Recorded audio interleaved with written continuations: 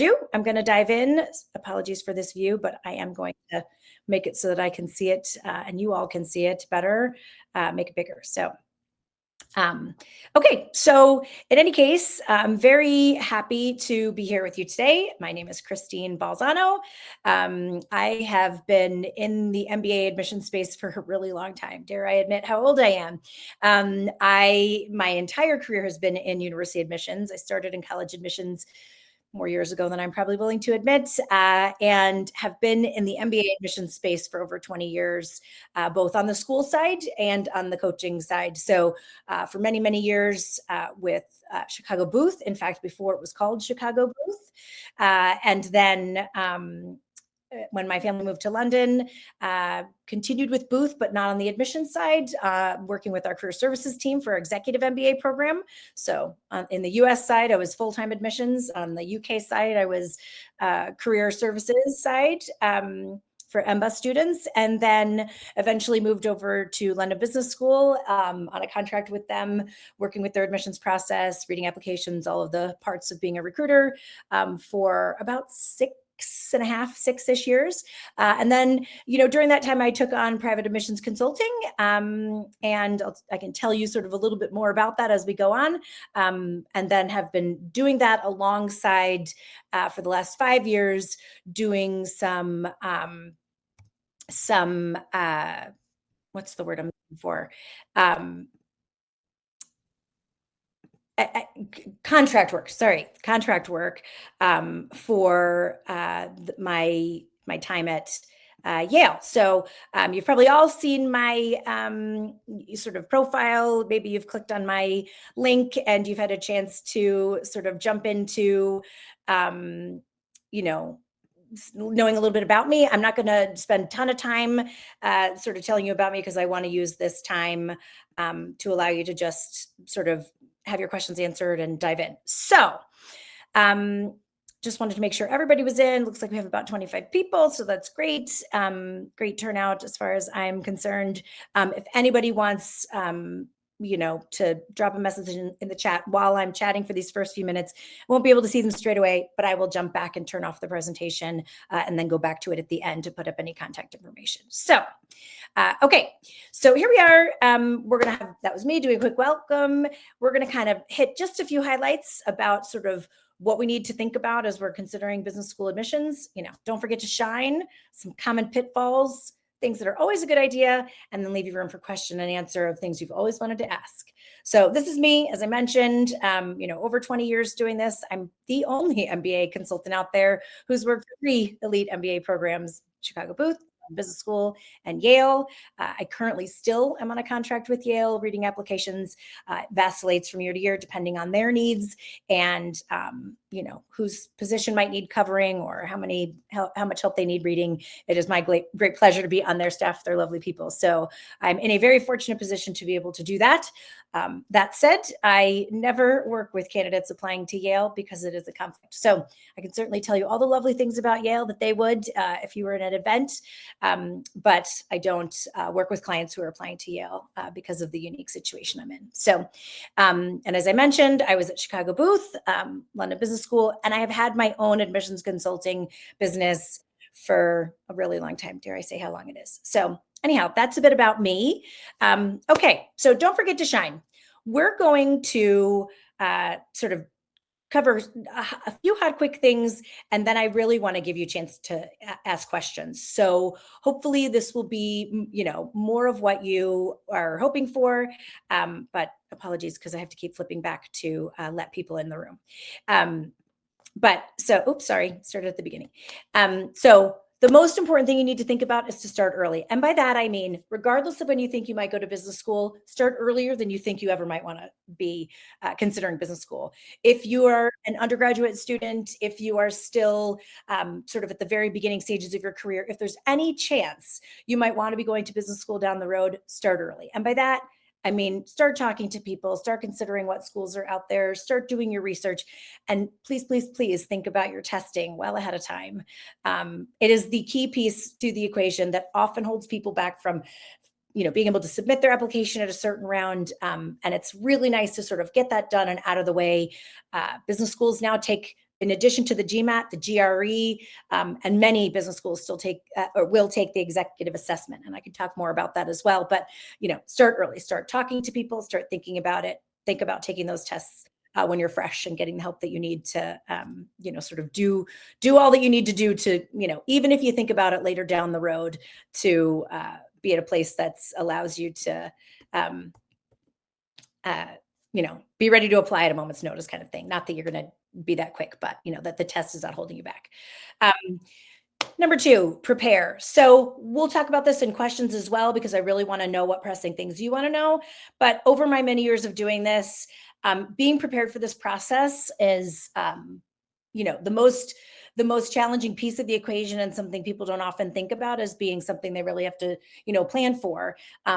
So, for example, if you've had a gap in your work experience, if you currently have a gap, if you're not sure what you want to do career wise, if you've had a break from school, if you are not sure if you like the career that you're in and you're thinking about pivoting, all of those things, think about how it might be viewed by someone reading an application, and consider what you might want to do to improve upon that.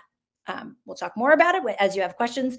That kind of gets into this improve your profile, right? Think about who you are, and consider that some of these schools are the most elite business schools out there that you might be considering, and you really want to put your best foot forward. And so you want to think about who would you want to present yourself to be, to tell your whole story, and what can you do to make yourself even more interesting, right?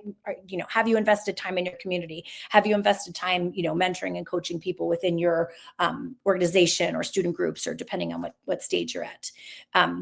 The name of the game in MBA admissions, and really any graduate admissions, is to self-reflect. I know it sounds kind of therapist-y, if you will, but the sort of significant and important piece of that is you have to really know yourself to really understand what you want to do, why now is the time to do it, and what the value of the MBA is going to be. Because in order to be competitive at elite business schools, you really need to be presenting yourself as a complete person, as well as, I've really thought about this. It's a significant $200,000 plus education in some cases in the US. And you really need to know yourself. And that kind of goes for anything, right? No matter what stage you're at. And of course, we never know everything we're going to know as we evolve, but know yourself as well as you can at this stage. And don't be shy to sort of champion yourself for the things you're good at, and really know what you might want and how this particular degree might benefit you. The other thing, find the right school for you. I'm sure you've probably heard this many times, but don't just look at rankings and think, I want to go to business school. I want to get the best job. I want to be able to work for X company. Really go beyond that about yourself. Think about, it would be great to go to that school, but is that school even culturally a match for me? Is it too big or too small? Is it in a location I want? Do they have the kinds of student groups I'd like to be involved in? Would I have a chance to be a leader in those student groups? Do they, what sort of population of students do they have there? Is it very international? Is it not? All of those things. So really, consider who you are, and remember that this is your chance to put yourself in front of schools and say, I'm awesome. You really want to admit me, and here's what I've done to kind of present myself as a person who's going to make contributions to both business and society as I go forward in the world. So last couple things. Without ego, highlight your accomplishments. It can be very, very hard in this process to feel like you're as great a candidate as the person sitting next to you. We all have imposter syndrome from time to time. And it's really important to sort of think about, I'm really good at this. I want to highlight those things, but in a humble way, right? Without ego, really think about what you're good at and where you can shine, both in the business school application process and then once you're a student and beyond. But the most important piece of advice I always give is to be yourself. I can talk about pitfalls, of course, I will, but be yourself. It is the most important thing out that is part of this process, and it is a completely missed opportunity to feel that you have to be a certain version to fit for a particular school. It's a little bit like dating. If you're modifying yourself so that you can be palatable to that school, is it really the right place? So really think about that. Be who you are. Okay, I'm going to really quickly just put this up here. You can obviously all read it, but these are some of the most common pitfalls, right? Key to this equation is, remember, The person reading your application may or may not have ever worked in business. They are often people like me who have had a career in higher education, having maybe a master's in higher education like myself. Maybe they have MBAs. They might have masters in, other areas. But consider that the person reading your application may not know your career path, may not completely understand your plan, and definitely does not speak your industry's geek speak, as we say. So, present yourself in a way that makes it clear about what you do and that it's completely understandable. Of course, there are many, many career paths that we as professionals on the school side know and understand about careers and trajectories and all of those things. But as the world changes and there are new jobs and new opportunities out there, we have to change with those times and understand those things as much as, you have to kind of evolve and think there should be a job that's X, right? So think about that. Another common pitfall, and you'll be surprised, is things like falsifying information, being dishonest, having somebody do part of the application for you. Schools have ways of knowing these things without giving away any secrets. You all probably know that there's technology out there that can determine, where your documents come from, who the author of those documents are, whether or not you've used AI, for example, whether or not you've maybe falsified grades or things like that on your transcript, right? We've seen it all. And really, that's not a way you want to start your career. So go forward with integrity and be honest about this process. Be careful about recycling essays from one school to the next. Having read essays across 3 schools I've worked at, plus then all of the many schools my applicants apply to, we can tell when you are recycling, Stanford What Matters Most and Why essay and using it for a, what's the biggest challenge I've had, or, here's what you need to know about me kind of open-ended essay. So be thoughtful about it. Of course, you can duplicate some content, but customize it to schools. Again, not knowing why you're a fit for a school goes back to that. Know the school, understand. We can tell when you haven't really done much research about us, and it's not about spitting back names of classes and sort of, here's the people I know and here's this program that I've heard of. It's much more about your culture, where you see yourself fitting in, what about the school and their strengths really speaks to your, to what you want to fulfill for yourself career-wise and academically. Again, poor grammar, using ChatGPT, leaving unexplained gaps, using the wrong school name, being repetitive. These are things we see 100-fold, unfortunately. We don't expect it to be prose. We don't expect everything to be perfect, but this is not this is a business school application, right? You are hoping to go and work in business and be in front of, professionals that are working at very high levels. Don't use off the cuff slang. Don't be copying things from ChatGPT. I mean, people do it, and you know how we know? Because we can tell when we've read the same kind of essay that sounds awfully similar. Certainly use it as a research tool, but customize it to yourself. It's not that hard to really put yourself forward if you become vulnerable in this process. One of the biggest mistakes I see people make is leaving unexplained gaps. You are absolutely shooting yourself in the foot if you are leaving me to my own devices to try to figure out your timeline, why there's a gap, what you might have been doing then. We go in reading applications wanting you to be successful, but if you don't give us all the information, we don't have the time to dive down a rabbit hole and try and figure those things out. So really make it easy for us to understand. And if you're nervous about something and you're worried how it's going to be perceived, talk to people at these schools. Don't leave your reader with these unanswered questions by the end of the application, because they're not going to have tons of time to go and check on this. You have more control in this process than you think. Answer the question. I mean, I can't tell you how many times I'm reading an essay. I'm like, what question do they think they're answering here? Or you go on your agenda, like they really need to know these things about me, even though they didn't ask that question. It's a real kicker to not answer the question. It doesn't mean some people haven't been admitted for not answering the question, but it's few and far between that they had that opportunity.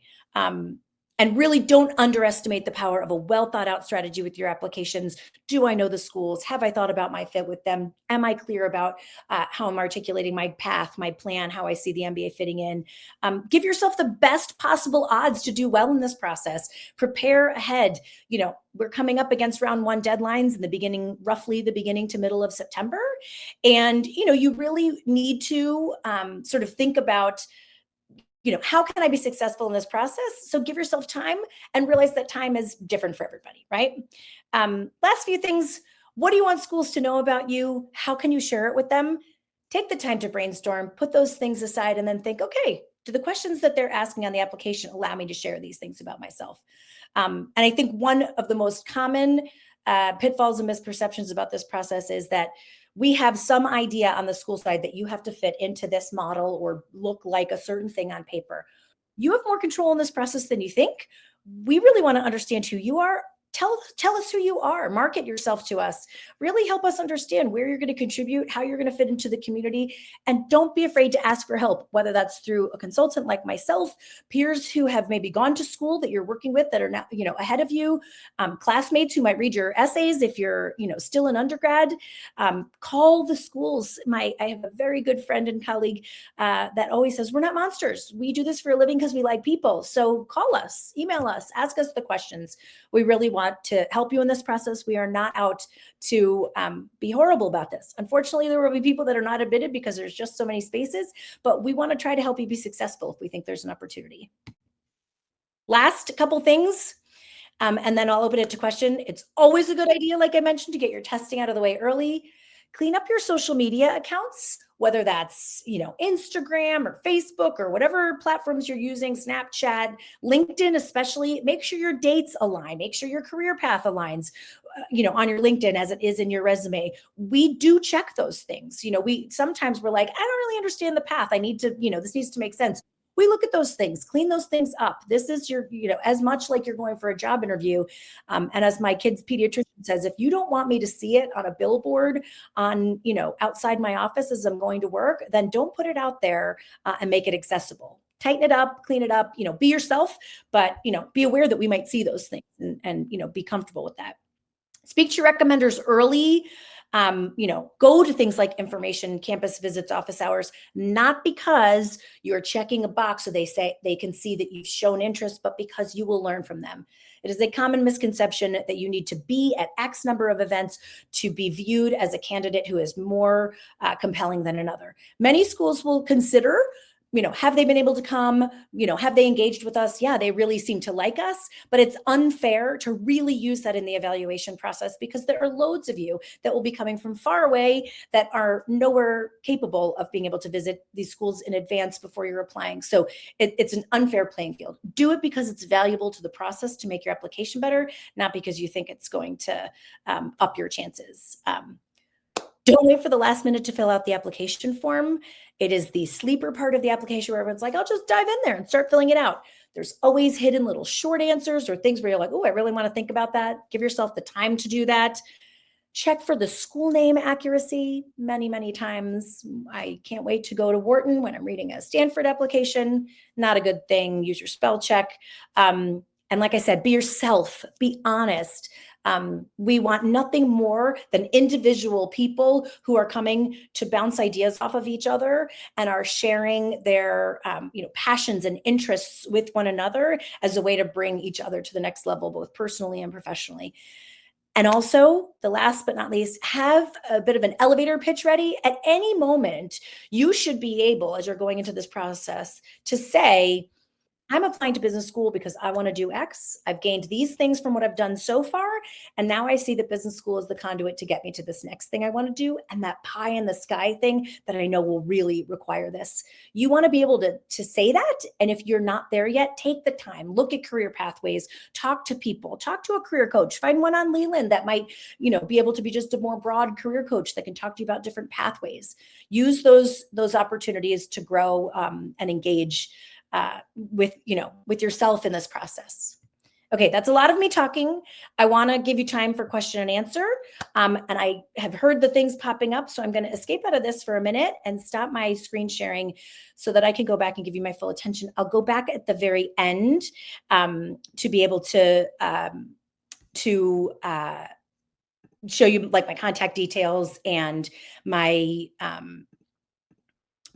contact details, that there's a discount code, et cetera, et cetera. For those of you that are just joining, I'm sorry that I was not able to let you in sooner. Unfortunately, it's hard to be able to get everybody in at the same time and be able to talk. So if you missed a few things, feel free to hang on at the end. I have a little bit more time at the end than just, just what we're going to talk about here. So I am going to give you the opportunity, if I can, to allow you to unmute yourselves. I respectfully ask you to please, either raise a hand, be careful of jumping on other people, sort of a thing, and take the time to, you know, hear what other people are saying and take some value from that. I'm going to dive right over into the chat because there have been a few things in the chat that are coming through, so I want to be able to answer those things for you and dive into some of those things. So thanks everybody for joining. I know some of you are at work or can't turn your camera on. Like I mentioned, you're all coming from all over the place. And so, what I forgot to do was say good morning, good afternoon, good evening, as one of my very favorite colleagues says whenever she starts a meeting, because we never know where you're coming from. So hopefully you're able to drop questions in the chat. If anybody can sort of give me a thumbs up if they are struggling or able to do that, or if you have an issue related to, I'm sorry that you were in the waiting room. Natalie, I mentioned that it was tricky for me to be able to present and go back and forth. So please stay on. All I really gave was kind of an overview of, who I am, et cetera. I will absolutely go back. I will share post session information, contact details, et cetera. And I do have time after the quarter to the hour. So please use the chat to ask any questions that, even if they are repetitive things I've said. So who wants to dive in and sort of tell me what are you thinking about this process? What are your pressing questions? What do you wish you could always know, from somebody who's been doing this for a long time and has been both on the school side, currently still on the school side a bit, and, still able to, tell you all the things I can share related to just generally how this process works. So feel free to drop a question in the chat. I'm happy to answer typical questions people ask me. And kind of dive in that way if you're nervous to do it. So anyhow, let me know. Okay, so are AdComs aware of grade inflation in U.S. universities versus international ones? Yes, of course. So like at any school, we are very well versed in many of the different grading processes. I lived in the UK for a long time, so obviously they don't even have typical grade point averages. It's first class, second class, etc. We're very aware that the sort of 4.0 scale is typical to the US. Some schools in the US very much grade inflate. Some schools do not. So we do realize all sort of grade point averages and if you will, grade point reflections are not created equal. We've definitely gotten to learn much of the European system, what the academic systems are like in Asia. We are very aware of many, many schools. We do a lot of work to try to understand those schools' systems for grading and, how whatever the percentages of how many people fall into each area. So we really try to understand your academic background as best we can. So rest assured, fingers crossed, unless you've come from a really obscure school, that we've probably seen it before. And we have lots of resources at our schools, any of the schools, especially from people who've applied in the past. What are the averages? What are people coming in with? Who have been successful, et cetera. Would it be a red flag if the only social media you have is LinkedIn, or does it matter? It does not matter. Nobody really thinks, they're always going to find everything out there. Loads of people have private profiles, things like that. I would recommend having LinkedIn because it's a great place to sort of show, your pathway, give a little bit of a highlight. give somebody the opportunity to see things that, might not fit in the application. But yeah, it's not a concern if you don't have other things. Okay, that's it. Sorry.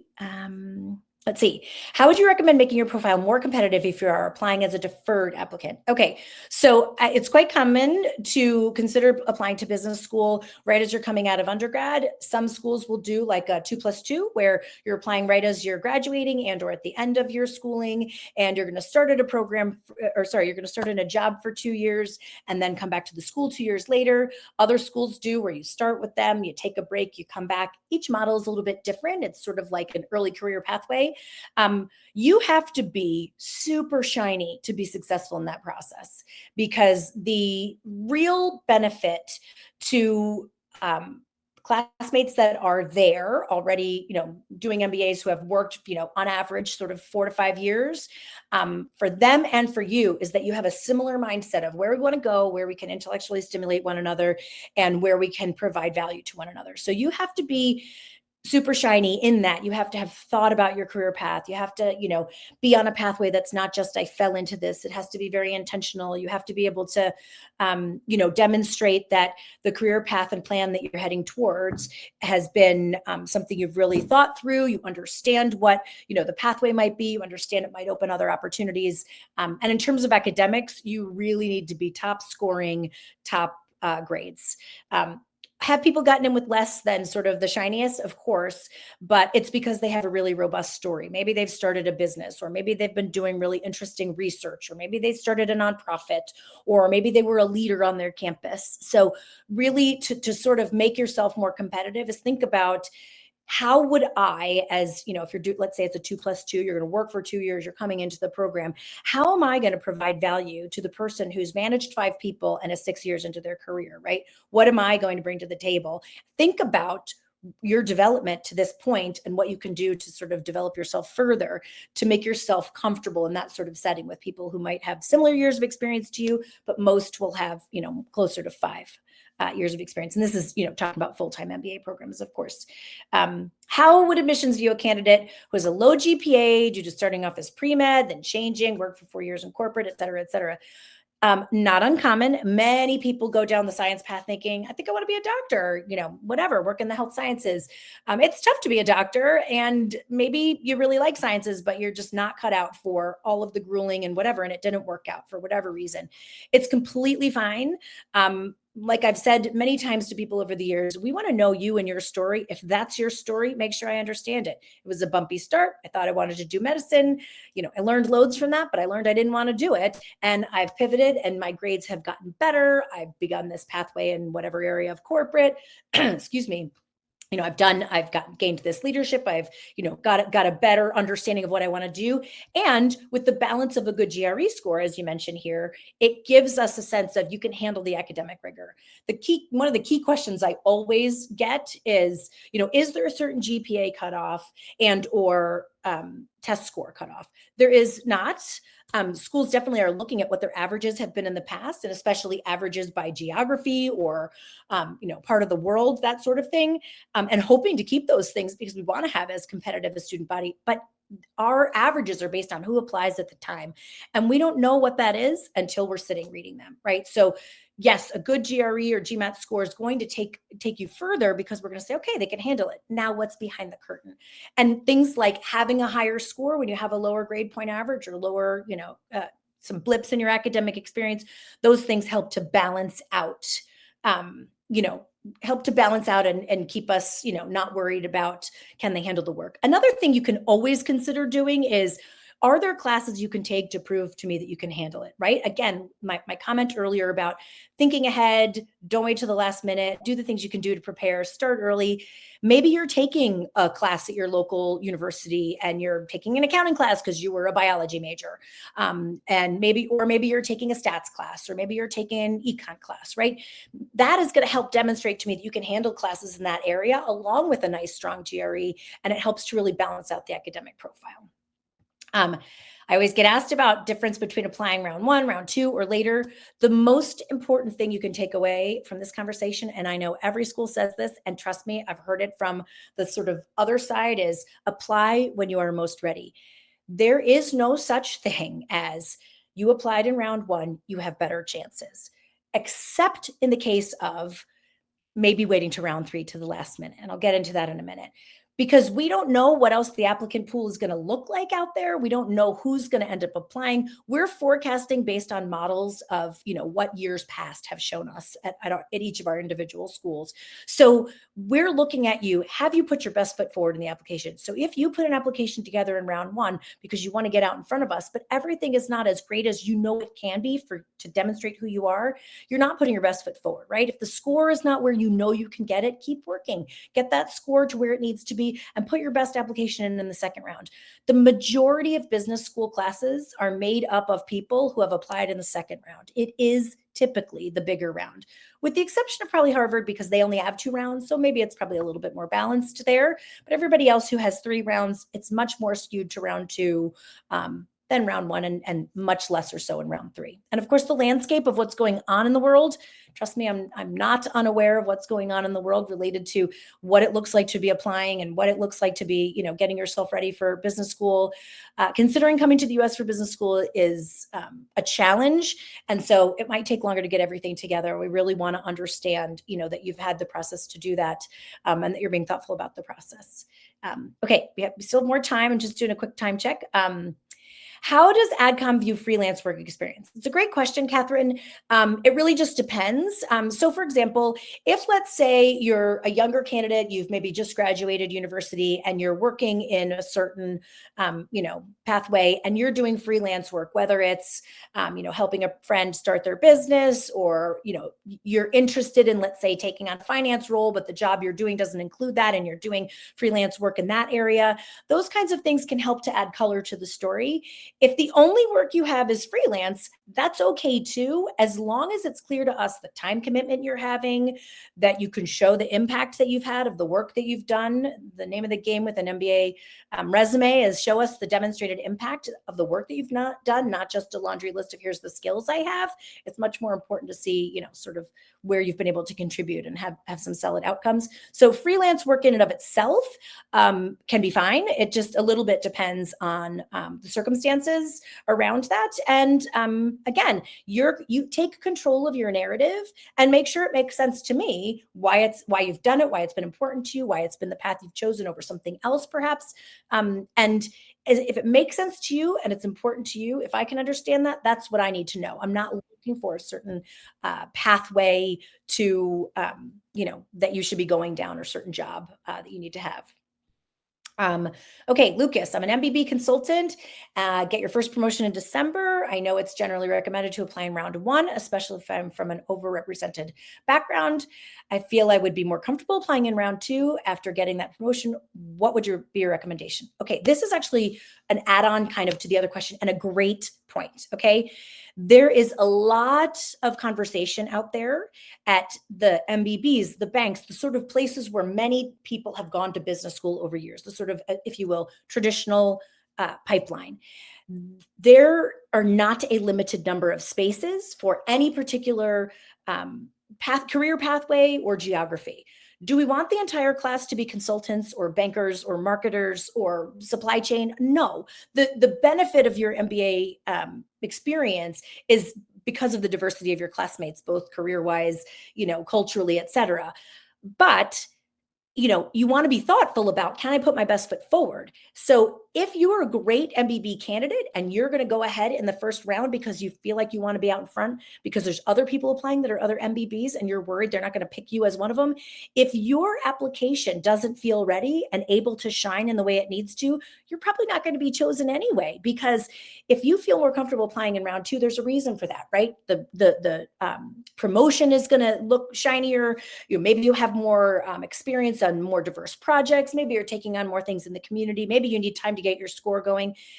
Feel solid in the timing that you apply, knowing that you're putting your best foot forward, because the round is less important than what you're presenting to me in that round. And again, it very much depends on the applicant pool. There's no way to know if every MBB out there is going to be applying this year or if it's going to be a quiet year. And especially if you're international, as I've said to many people, now is the time to apply to business school if you're international, because it just got and I'm going to say in quotes, easier to get into business school. It's never easy to get into business school, but there are many people out there that I'm hearing, clients I've worked with, their peers, their friends that they've talked to, who are self-selecting not to apply because of their fear about coming to the US, given the political climate and what it looks like to get a visa and all those things.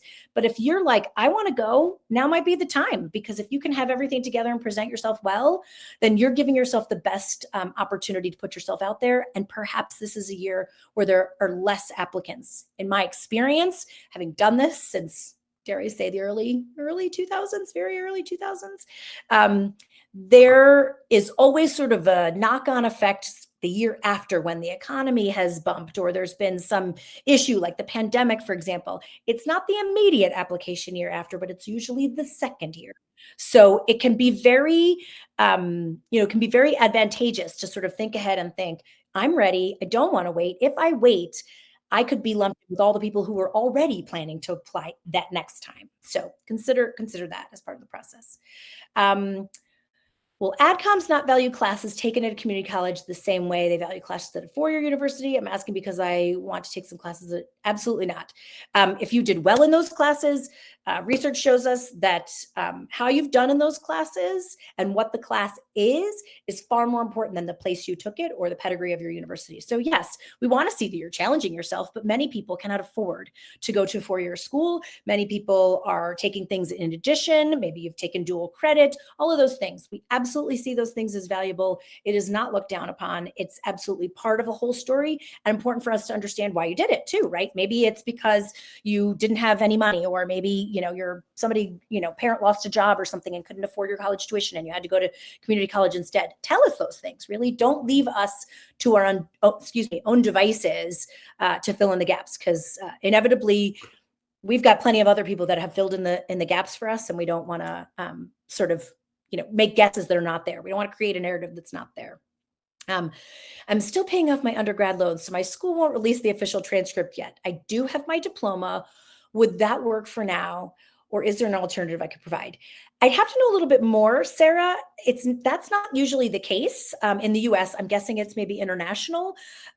Schools, unless it's like you've owed them fees, for example, and you defaulted, if you're paying off your loans through a bank, schools should be giving you your transcript. Now, that said, at the time when you apply, you do not have to always provide, it depends on the school. Look at this with each school, but you do not have to always provide an official transcript. Official meaning it came from the university, it's got the seal, it's signed, all the things. You can apply with an unofficial transcript. So if you say, I'd like a copy of my unofficial transcript, so that you want to know, like, what's your overall GPA and those sorts of things, almost always you can access those things online through your university's registrar portal, or they have central systems like parchment.com, which has most schools transcripts available for you. They've made them available. You pay a small fee to get that.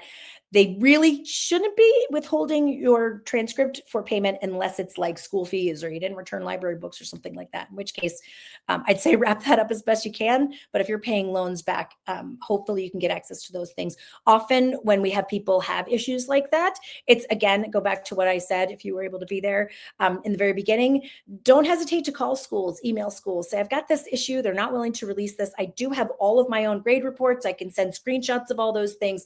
Is that enough to be reviewed in the process? And they'll kind of give you what you need to know. Inevitably, everybody is reviewed provisionally, given a provisional offer of admission until we can verify you later in the process and determine whether, hopefully, what you've provided is accurate, valid, and not, in any way falsified. Coming from an overrepresented demographic, thanks for saying this, Indian consultant, what are some of the ways I can show uniqueness or just differentiate myself? Okay, this is a great question, partly because there are certain, as you're talking about, large, countries like China and India have 1 billion people, right? So loads of people are applying. Whenever you feel that you are more similar / homogeneous to the population that's applying, think about what has been different about your life, right? Have you just been on the wheel doing the things that everybody else has been doing? Or have you maybe been involved in a certain activity that's different to somebody else? Is your reason for your goals different? Is the motivation for it differently connected because of your family or, whatever career experience you've had? Your story is as valid as the person next to you. The reality in some cases is if we're comparing apples to apples and you have, let's say, the greatest scores and the greatest grades at whatever school, we're digging down to say, okay, what's the story? What do they want to do? What do they want to accomplish? What makes them different to somebody else? You do not have to have solved world peace. You do not have to have had trauma, like, someone dying in your family or, whatever, family illness or something to be admitted. It is the few and far between person that has that. Of course, some people do, but the large majority of business school classes are people that on paper you're like, yeah, they should go to business school.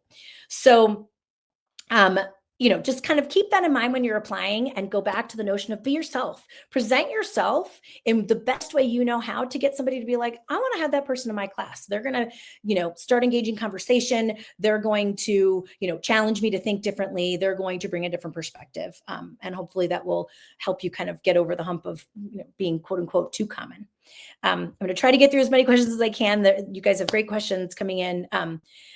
How involved should I be in prepping my recommenders? Do you have any tips to ensure their letters align with each other and the rest of my application? Okay, the most important sort of quick tip about recommenders is talk to them early, make sure they understand why you want to go to business school and what your goals are. Of course, preferably it should be somebody that has worked directly with you and preferably a direct manager. Obviously, those things change sometimes because, inevitably your manager leaves or maybe it's going to be detrimental to your promotion or whatever the case is. That's fine. It happens. Just explain it. But speak to them about why you want to go and all those things, get their okay to do it, and then ask them what would be helpful to them. Would it be helpful if I remind you the projects I've worked on or the big wins I've had or things like that? Do not, under any circumstances, agree to write your own letter for them. Your managers are busy, you're busy. We will know if you have written it. There are ways to know on the school side. It's, without telling you the process, there are ways that we can figure it out. And you do not want to spend all that energy creating your best story just to have your application not completely read because we can tell that that was a falsified letter of recommendation. If you come up on that circumstance and you're like, these people want me to write it, and I now have nobody to ask, contact the school. Say, what do I do in this situation? This is what they're asking. Is there some sort of workaround? There's almost always go ahead and have a peer do it, whatever, somebody who can take the time to do it that does not involve you writing it. What I often say to my clients is have the conversations with them. Sometimes it can be helpful if you're working with a consultant to have them speak to the consultant. The consultant can say, here's a few things that we've been talking about in their application. It might be helpful to highlight these things. It's also really important to keep them updated on the process. If you're going through the application process and you've developed your essays and you've been highlighting certain projects, it might be worthwhile for them to either bang the same drum and say, this particular thing's amazing, or maybe talk about something different to highlight more things. So just consider how best they can support and champion you. I'm doing a session tomorrow, another free session with a former colleague. Actually, he was a student at Booth when I was there. He was a graduate assistant working for us. And we're going to talk a little bit about sort of ways to sort of make your application sing and how we perceive it on the other side. Obviously, we're not going to tell you the secrets, but we're going to give you a little bit of a peek on how a person might evaluate it. Not quite of what my post MBA goals are and which firms I want to target. Can I talk about some of the projects these firms are already working on which align with my goals, or is it unnecessary to about corporate firms? Not sure I entirely follow the question, but if I'm clear on it, you don't have to know I want to go work for, you don't have to know I want to be the chief marketing officer of Nike, right? If you do, and that's your goal, great. But if you're like, I want to work in retail and I want to work on the strategy side, that's enough for me. If you can explain what you've done before that's helped you figure that out and what you need now from an MBA that's going to help you get there. You don't have to, you can talk about firms you like. I've liked this, I've liked that. I'm still intrigued by these things. That's going to help me understand the narrative. Again, you have that control to help me understand how you've gotten to this decision of an MBA. Make it make sense for me. I'm inclined to believe you, and as are generally most readers. We've hit the 45-minute mark. I am happy to take a handful more questions that are here. If you need to cut off, feel free to. I can take five or 10 more minutes to sort of do sort of rapid fire if I can, the questions, and hopefully I'll cover them. But I will, at the moment, I'm going to hop over and split screen myself to put on the whatchamacallit, the presentation again. Sorry, I'm losing my words. To allow you to see the slides that had the contact information. Sorry, I can't do two things at once. I'm really bad at doing two things at once, which is good because you have my undivided attention. So here we go. So this is, hopefully you can see this. This is a discount offer for anybody who's joined this session. It's a 10% off. So you can just sort of screenshot or copy that down, the Christine-B-AMA for Ask Me Anything -0619. That'll get you 10% off. It is a limited time offer because we want to make sure that you can take advantage of it. And as we're heading into round one, my docket's starting to fill up. So I want to make sure, I'm giving the attention to those folks. If you do decide to apply for a later round, you can certainly come back to me. There are other opportunities to potentially come to free sessions, et cetera. So that's that one. And then here, this one, this is my email address. That's my personal / professional email address. I've had my own coaching business for a long time. I still use my standard Yahoo email address because that's how most of my clients have gotten to know me over the years. My referrals come that way.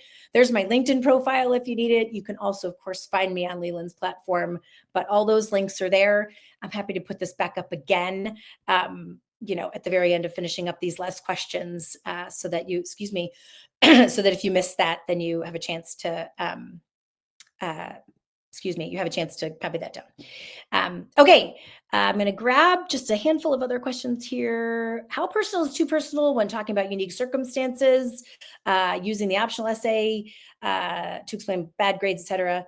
Whatever your comfort level is, go for it. I mean, you don't have to give me the gory details, which unfortunately I've had from time to time, but make it make sense, right? If you have a gap in your academics because you had undiagnosed epilepsy and you were in the hospital constantly, don't let me guess that. Don't let me sit around wondering, like, why did she keep getting C's, or why are there so many withdraws or incompletes that she had to finish?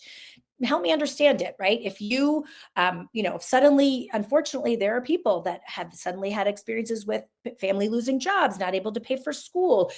You're paying for yourself. You've had to, take a pause to work more hours to save more money. Everybody's circumstance is different.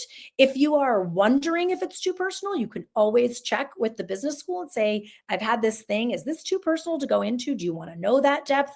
The reality is it's part of your story, and they want to know, as much as they can of your story within the confines of the words, the word length of each part of the application.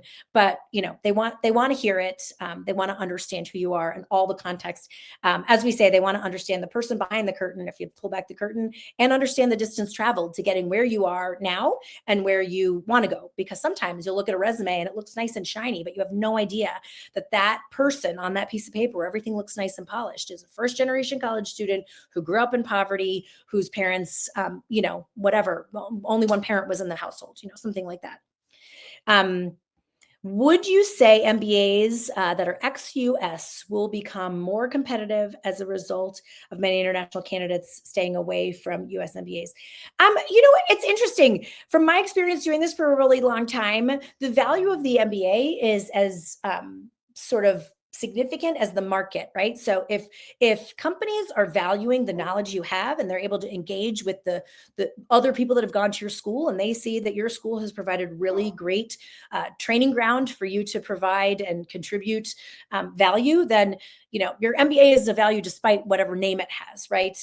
I do think that in the US at this moment, if people are nervous to come here and aren't applying to US schools and decide to go to European or Asian or wherever it is you might live, business schools, or might want to go differently to where you live, I think there are likely to be more people over time that are applying to jobs in the US down the road that have gone to schools outside the US because, first of all, not everybody can afford to get an MBA in the US. And second of all, the landscape of what's going to happen with graduate school funding and the ability for people to get visas, companies are going to have to be very aware that people were not given as easy an opportunity to come and study in the US as they might have had. What would you advise one needs to focus on their application when they apply to Harvard versus Stanford? That's kind of specific, but I guess I will say, know why you want to be applying to both. They are both top of the top, not always the top in the ranking, but of course the most competitive to get into. As I say to any candidate that I've ever worked with over the years, getting into almost any business school is kind of a 50-50 proposition. And it's probably even less at Harvard and Stanford. Stanford, because it's just a numbers game, their class is much smaller. Harvard, because it's Harvard and it's got the name recognition of being Harvard and it has more global footprint, same as Stanford, of course, but people are wanting to apply there for the name. But know why you want to go there. If you're just applying because you want to have that name on your resume, it may not be the right thing for you. Also, if you go there and you're going to be very much in the middle of the sea of people heading towards that career path you want to head towards, are you as likely to be able to get that job at an MBB firm? Are you as likely to get that job, in strategy, that, corporate strategy for a tech company? Consider those things generally. Once you sit down and write those applications, for HBS, their application essays have changed this last year after probably, I think, 20 years that we've been working on the Tell Us What Else We Need to Know essay, which I've done for many, many years. And now it's more streamlined. They really want to understand that you know what they're looking for in terms of this is our culture. This is who we think does well here. So really reflect on those questions. What are they asking? They have a business minded, a growth minded, and leadership, I think, is the other one. Really think about, why do I fit with Harvard and what can I tell them about me? Major thing to think about with Harvard is they specifically do not ask you, why do you want to go to Harvard? They have said in many presentations, they assume you've done your research and they know that you could spit back things like the case method or class names or faculty. They assume you've done the research. Tell them why they should be interested in how you're going to engage in their community. And Stanford, you better be prepared for a deep dive. Personally, what matters most and why is a very, very hard essay topic. As a fully grown adult with children of my own, that's a hard essay question or general question for me to ask because it changes from day to day, year to year. You really need to think about what matters to you most, and it does not in any way have to relate to your career path. It can, if that's important to you, but you have the why Stanford question as the second essay question to really dig into, given that this is who I am in the world and whatever, my family is important to me, here's what I want to do with my life. Be aware that when you're answering the why Stanford question, the what matters question, it is what matters most and why. The what is almost never unique, right? Millions of people over the years have said family, culture, communication, connection, mental health, whatever it is. The why is what matters. So peel away the layers of the onion and really get to the core. It goes back to knowing yourself, taking the time to reflect. And in honesty, that is where the value comes from working with a consultant. I have a master's in counseling. So I have, my background has been in higher education in that space, but in counseling and in guidance counseling in high schools, that sort of thing, helping people understand what's underneath has been my wheelhouse. And that has been very valuable to people in the process to really think about, why do I even want this? What do I want to do? Why is it important to me? Last 2 minutes, and then I do have to let you all go. If I wasn't able to answer your question, you have my contact details, which I will put up again in a second. And in fact, why don't I really quickly do that while I also then in the chat give you this contact information. So let me do that really quickly. Trying to do two things at once, not having someone on the back end to help out. Hopefully that comes through okay. It's a little clunky, but there that is. To be fair, this, the discount code, if anybody needs that, I'll put that in the chat too. Oops. As well, so that you can see that. And I'm just going to look at these last few questions. Letters of rec, does the recommender send directly to the school? How does it work? Once you get online and you you open up the application, you start one, you put their name in the application form, and then they get a separate link. So that whole process is separate. Saw your profile that you've helped military applicants. How much experience do you believe is too much? The 20-year vet looked at as too experienced for a full-time program. That's a great question, Dee. I love working with military candidates. It tends to be more experience, but if you give me a good reason, it might be worthwhile. And it depends on the school. Some schools are much more open to it than others. Again, they want to see what value you're providing to your peers. They want to understand why you want to take, that time out of the stage of life you're in. But it's not a non-starter. It's just something you'd probably want to talk about with somebody like me, or whoever's doing coaching, that fits for you. But I do think, no school ever looks at a candidate and says, too much experience, too many years. But consider that the jobs that people are getting coming out of business school are of a certain level. So if you're already leadership wise beyond that, the individual search for the next job might be much harder than the baked into the program career services, recruiting calendar, and opportunity. And schools look at it from that perspective too. Are we going to be serving your needs as a school? So that you get what so that after you spent $200,000 on a US MBA, are you going to be able to, get the value you want out of that to be able to get the job you want? Or are we sort of setting you up in a situation where it could still be pretty tricky? There are amazing part-time programs out there. There are amazing sort of accelerated programs.